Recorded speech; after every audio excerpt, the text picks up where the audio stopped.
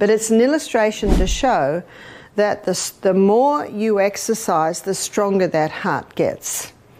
And when it's strong, it doesn't have to beat much, because every beat is so strong with the delivery of blood. It is said we only have so many beats per lifetime.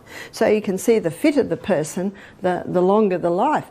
And I'd like to suggest the better quality of life because of what exercise does to the body. So pace, progressive acceleration of cardiopulmonary. So there's the lungs. And it was in that book and other books where he quoted the study on the Framingham study. So you can prevent that lung capacity loss by exercising every day. And if you've lost it, you can regain it by the high intensity exercise. So progressive acceleration of cardiopulmonary exertion. You are exerting yourself. There's the pace. But what I'm ever thankful to Doug McGuff for is he takes you inside the cell. So I'm going to take you inside the cell now. So here's the cell. We've looked at the cell a few times this week. And the glucose goes in. It goes through a 20-step pathway.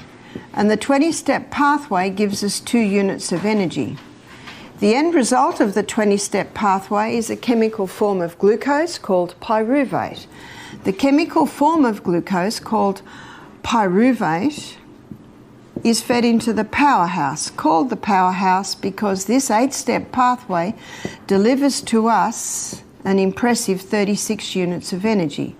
We looked at the fact that this is an anaerobic pathway. Anaerobic pathway is the 20-step pathway, meaning no oxygen. It produces energy by the process of fermentation, whereas the 8-step pathway is an aerobic pathway because it uses oxygen. We also had a look at the fact that when excess glucose is going in, it's stored like a little bunch of grapes, and they're little bunches of glucose just waiting there. And I'm sure they were used on your morning walk, on my morning exercise this morning, because we only gave you broth last night. And as you start to move that body, the only time this could be interfered with is if you started to walk without drinking water. And we're going to look at water in a minute after the break. It's vital that you drink water. One lady said to me, I won't be able to walk in the morning because I faint.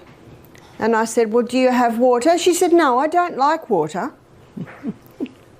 Well, you got to have water. The body needs its water.